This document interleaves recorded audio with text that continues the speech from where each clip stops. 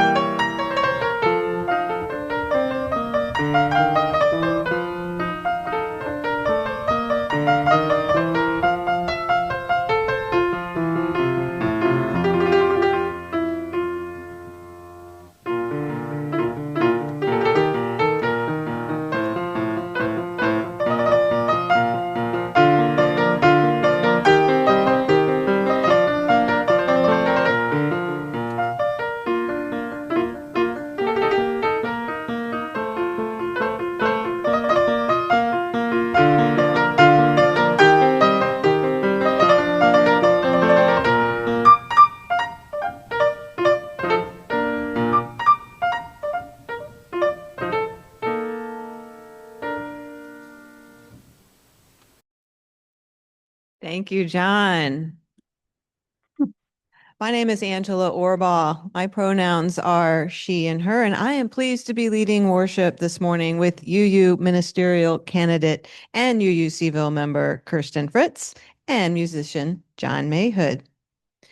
Whoever you are and wherever you have come from, the Unitarian Universalist Congregation of Charlottesville welcomes you.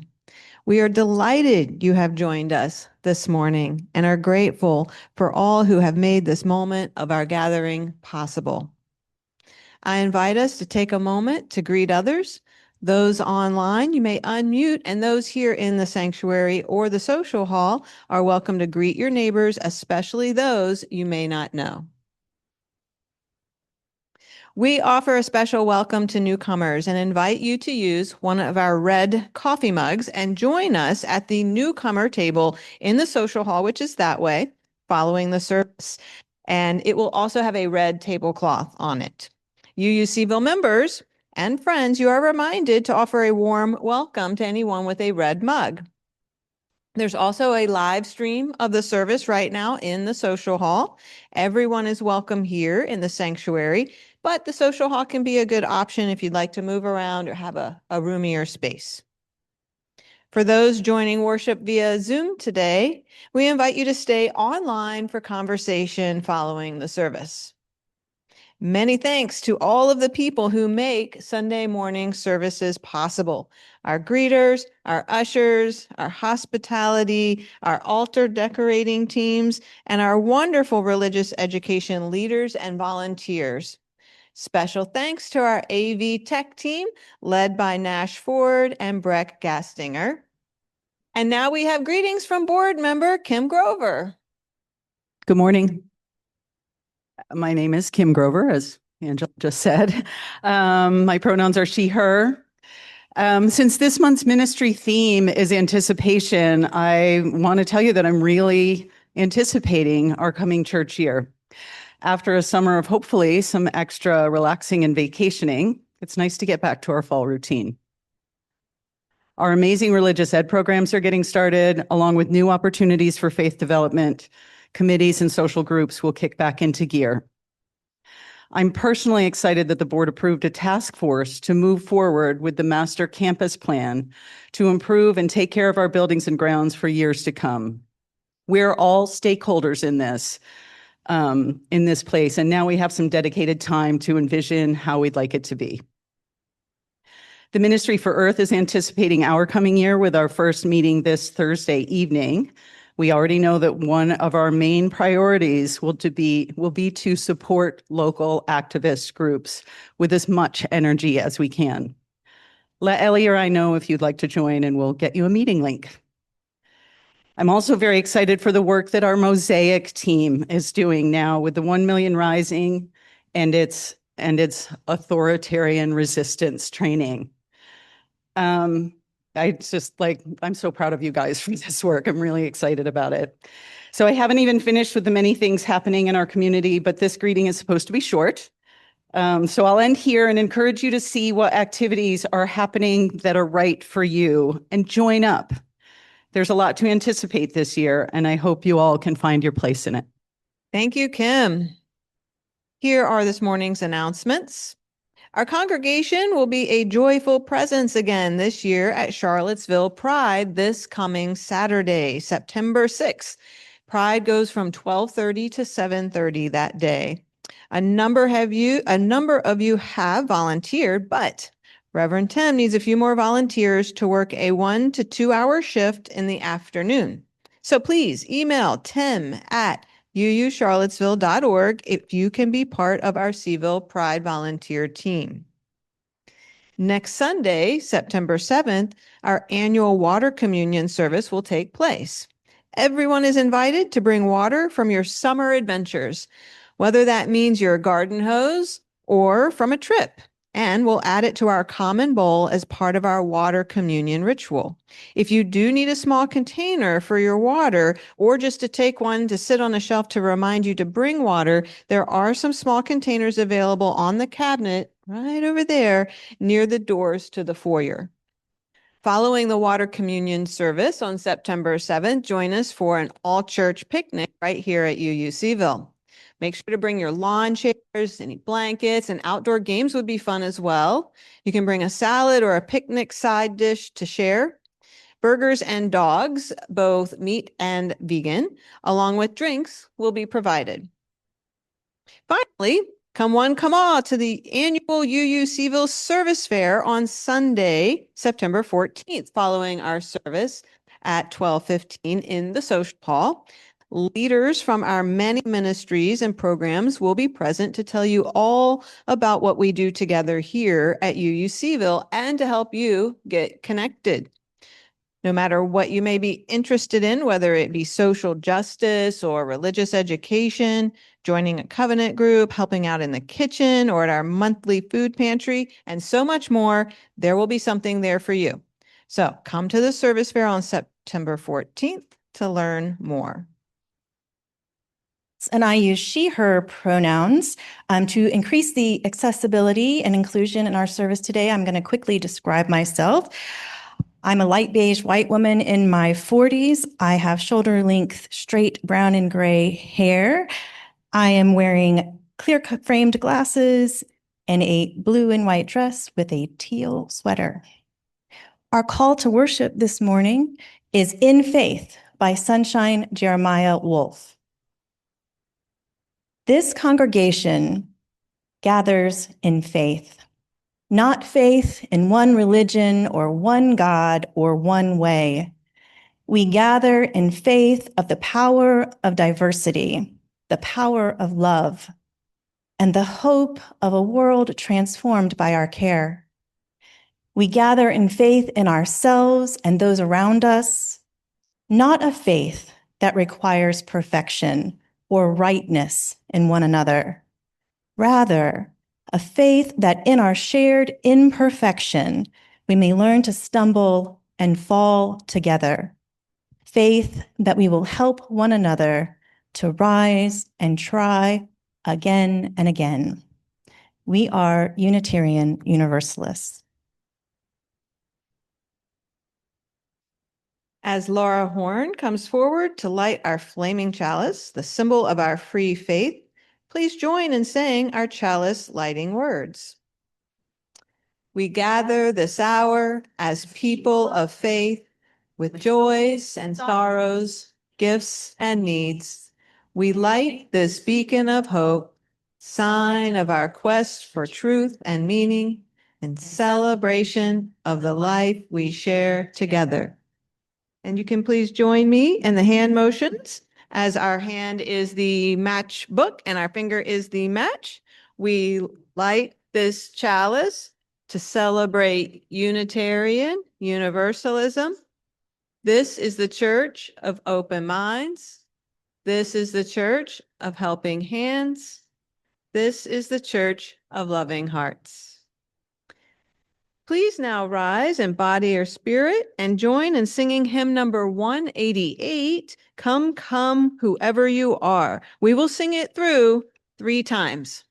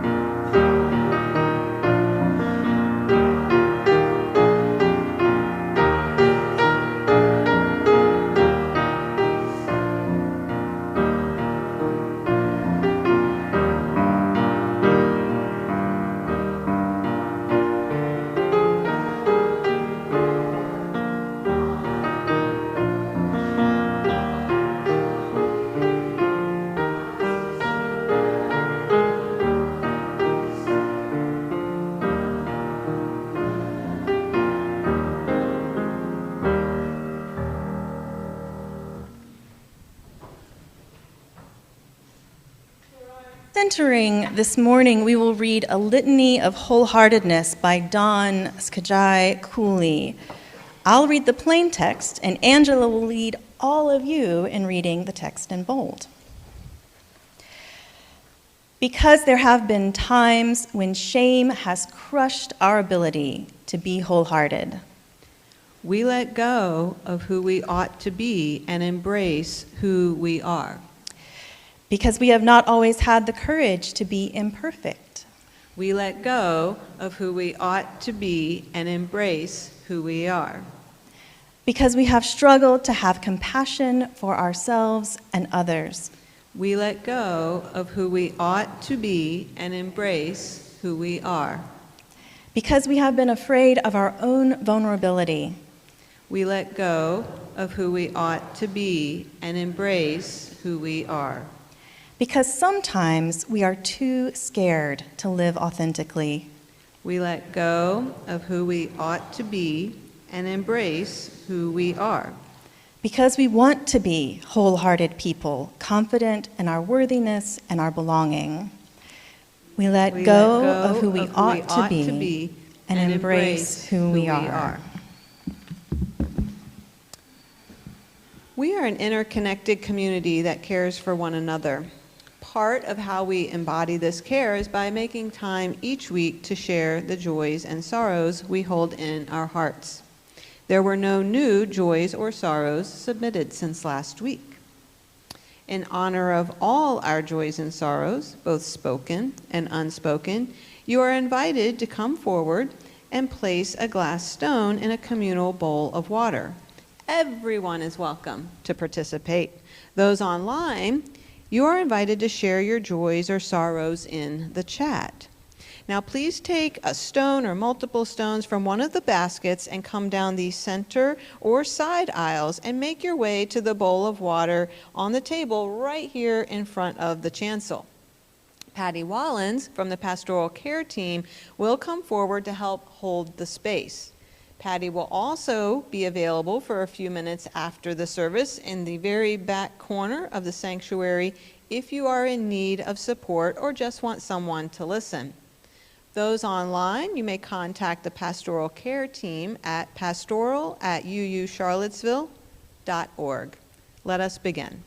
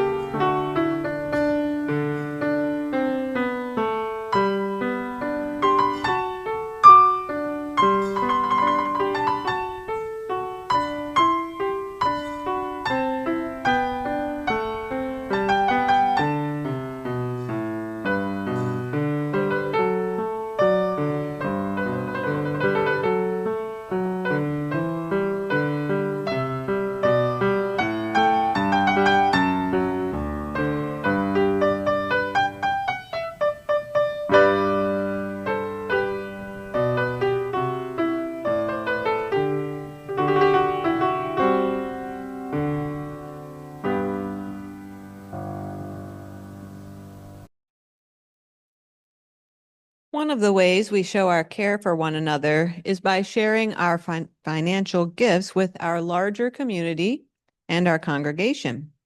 Our social action collection for the month of August is Birth Sisters of Charlottesville, a doula collective supporting women of color through their birth journey and into motherhood. Nash, can you please show us the social action slide for giving? In addition to giving online, if you'd like to make a donation with cash or check, please use the Social Action Collection envelopes here in the sanctuary. Please make checks out to UU Congregation of Charlottesville and write Social Action Collection or Birth Sisters in the memo line. We also invite you to support the ministries and mission of UUCville. Your financial pledges and gifts enable our congregation to put love into action. During the music that follows, you can make a donation to UUCville by using Venmo, the text address, or going to our website. You once again can also place cash or checks in the collection plates as they are passed. Let us now dedicate all of the many gifts we share with one another by saying, "We accept your gifts with gratitude. May we use them wisely for the highest good."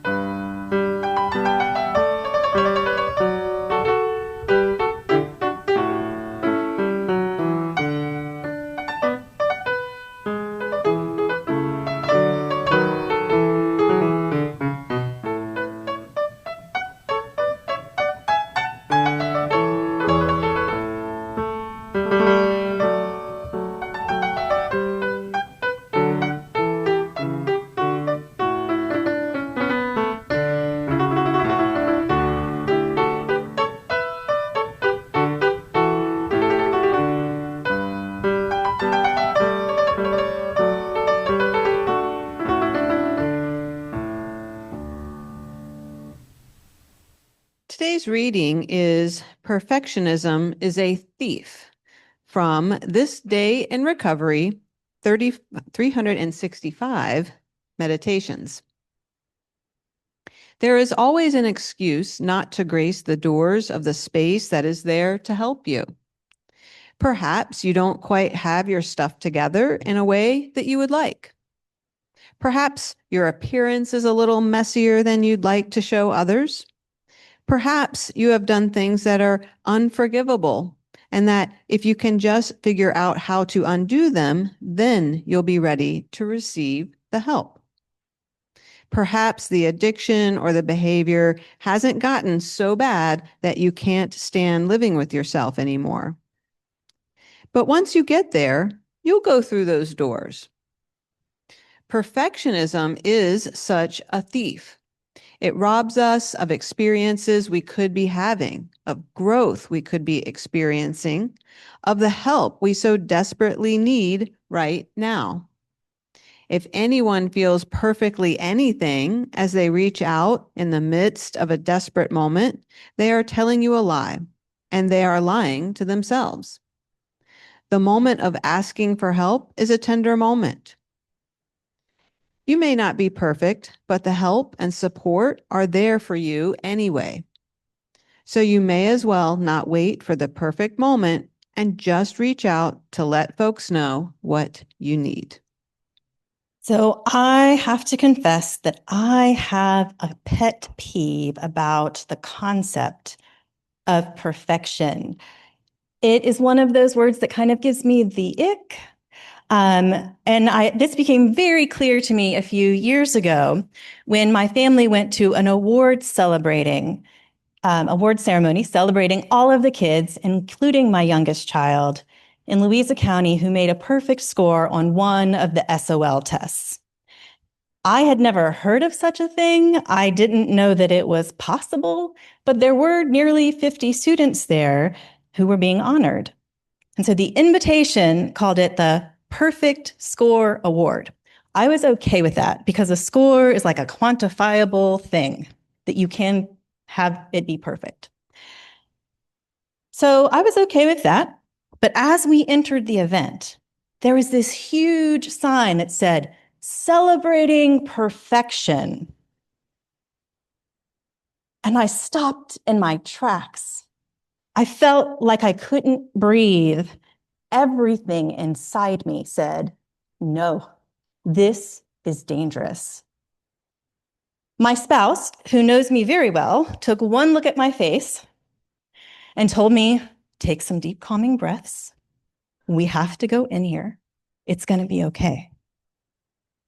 And I managed to keep my cool, but I'm pretty sure I flinched every time someone said perfect or perfection. And afterwards, when we got in the car, I made sure that my kids knew that I was proud of their efforts, proud of their accomplishments, but I did not expect them to be perfect, and I didn't even want them to try. I think perfection is dangerous, especially for children. I think my strained relationship with perfection started because I used to be a perfectionist. Staying up late to make perfect projects for school, trying to follow all of the rules and fulfill all of the expectations. But when my eldest son was very young, I heard one of his preschool teachers say, "Practice makes perfect." And I stopped and I said, I don't want him to have to live up to that impossible standard because I have tried and it has not worked for me. And because sometimes, even when you practice and practice and practice, even when you're at the very top of your field, you still make mistakes because you're human. It's impossible to be perfect. So in our house, we say practice makes progress. And sometimes progress means you improve in a skill. And sometimes progress means you get to enjoy doing a thing that you love, even if you're terrible at it. Perfection implies that there's one best way to do or be or achieve when there are so many different minds and bodies and cultures and backgrounds. That means there is no such thing as a one-size-fits-all category in any of the categories of human experience. From education to how to load a dishwasher to a worship service, no one way suits all people. That is the point of the UU value of pluralism, to embrace the richness and complexity that diversity brings into our lives. Perfection creates unrealistic expectations and aspirations that put pressure on people to conform and perform in ways that might not be natural to them. It creates a hierarchy that implies that anything less than perfect is bad. From her book, The Gifts of Imperfection by Brené Brown, she defines perfectionism, as an addictive and self-destructive belief system that leads us to think, if I look perfect, live perfectly, and do everything perfectly, I can avoid or minimize the painful feelings of shame and judgment and blame. But perfectionism is self-destructed simply because there is no such thing as perfect. It's an unattainable goal. And perfectionism is more about perception. We want to be perceived as perfect, which is also unattainable. There is no way to control another's perception of you, regardless of how much time or energy we spend trying. Brown says that perfectionism is addictive because when we invariably experience shame, judgment, and blame, we often believe it's because we aren't perfect enough. So rather than questioning the faulty logic of perfectionism, we become even more entrenched in our quest to live, look, and do everything just right. Feeling shamed and judged and blamed are realities of the human experience. But perfectionism increases the odds that we will experience these painful emotions and that will lead to self-blame. It's my fault I'm feeling this way because I'm not good enough. Brown also makes clear that perfectionism is not the same as striving to be your best. Perfectionism is not about healthy achievement and growth. Perfectionism is not about self-improvement. Perfectionism is, at its core, about trying to earn approval and acceptance. Research shows that perfectionism hampers success. In fact, it is often the path to depression, anxiety, addiction, and life paralysis. Life paralysis refers to all of the opportunities we miss because we're too afraid to put anything out in the world that could be imperfect. It's also about all of the dreams that we don't follow because our deep fear of failing, making mistakes, and disappointing others. It's terrifying to risk when you're a perfectionist because your self-worth is on the line. To overcome perfectionism, Brown says we need to be able to acknowledge our vulnerabilities to the universal experiences of shame, judgment, and blame, and develop shame resilience and practice self-compassion. When we become more loving and compassionate with ourselves, we begin to practice shame resilience, and we can embrace our own imperfections.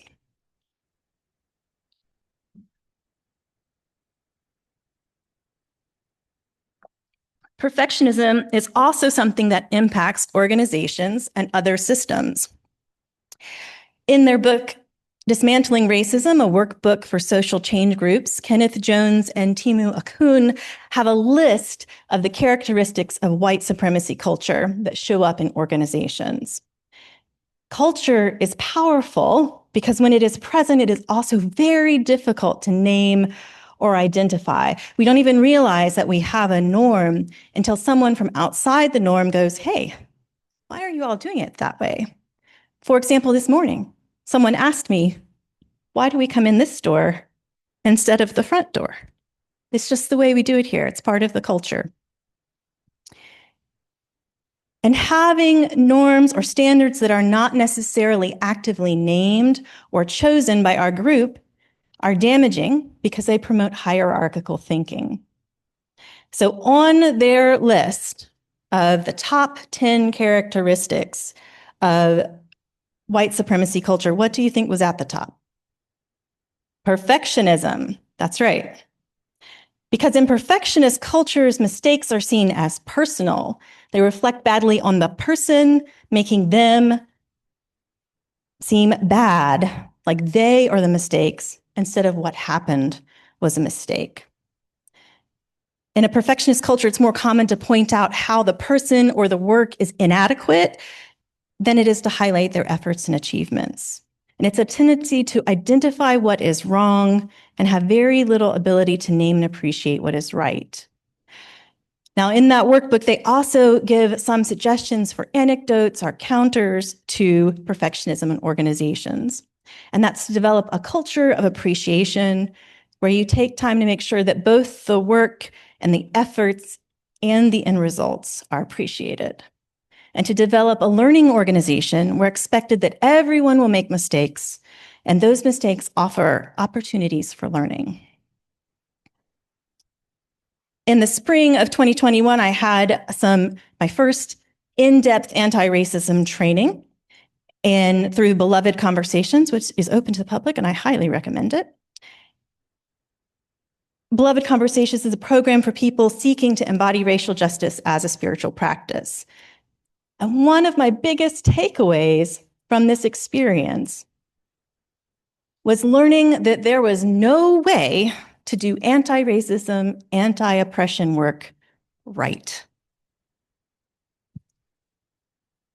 It felt like my personal capacity for growth was expanded by the assertion and the acceptance of the fact that I was going to make mistakes, that we will all get it wrong some or even most of the time.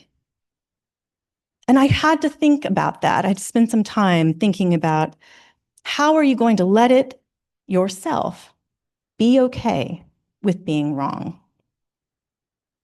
How are you going to handle it when you make a mistake? The idea that justice work is ongoing and iterative gave me a sense of relief. I feel more hopeful knowing that I don't have to get it right. I have to do the best that I can as long as I can authentically acknowledge and learn from my own failure. So after learning this, the next month, I had an argument with my spouse, and it was like a light bulb went off on my head. Oh, this is an opportunity to practice being wrong. Because I was wrong, and I could feel myself holding on to trying to win the argument, but I was wrong. I've had many, many other opportunities to practice since then. One of the gifts of imperfection is that it frees us to be more compassionate with ourselves and others. We cannot be perfect. We will get it wrong. We will make mistakes. And there is freedom for me in knowing that. I feel more able to take risks because I don't expect to get it right. The thing that is essential is that we find the courage to try anyway, and that we learn how to apologize and repair when we have made a mistake. We derive such embarrassment and shame from doing or saying the wrong thing. What if instead of having the self-concept of getting it right, we thought about ourselves as learners, scientists, explorers? I am curious and committed. And when I make a mistake, I have an opportunity to learn, to grow, and broaden my understanding. Even with a change of framework, it is still very uncomfortable to make mistakes. Sometimes I want to crawl under my chair with embarrassment levels of mistakes. And sometimes it is tears falling down my face because I have hurt someone in a way that goes against my core values. But even with that pain, I'd rather have the discomfort. I'd rather learn than freeze, than strangle myself and everyone around me with the restrictions of a single view of perfection. The assumption that we know what we are talking about, or that we know how to do things, or that how things work, they are detrimental to our anti-racism and anti-oppression justice work. We have to practice. Practice makes progress. And we have to allow ourselves the grace to get it wrong and try again. So I hope you'll consider it. What is holding you back, especially in this time? We all want to do something and we want to try to figure out the one best thing to do. And that might not exist, but there are many things that we can do. And what could we accomplish if the fear of being perfect didn't hold us back? Please rise, embody your spirit, and join in singing hymn 131, Love Will Guide Us.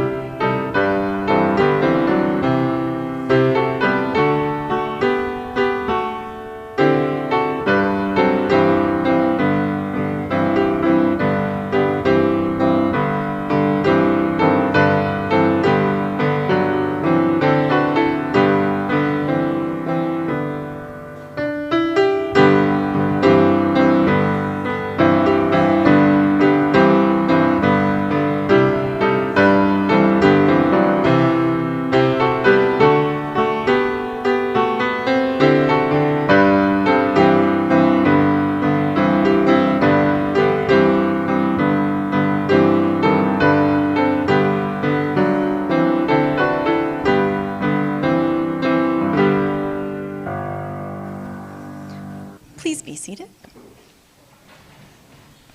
I'm going to ask Angela to extinguish our chalice while I offer the benediction. Blessed are we who are human, who are beautiful and wondrous in our imperfection. May we know that no matter if we make a mistake 100 times, we are still worthy of love and belonging. May we go out into the world this week committed to compassion for ourselves and those we encounter, and willing to be brave enough to try, even when we get it wrong, and humble enough to practice accepting our mistakes and making amends so that we can all make progress towards beloved community. May it be so. Amen, and blessed be.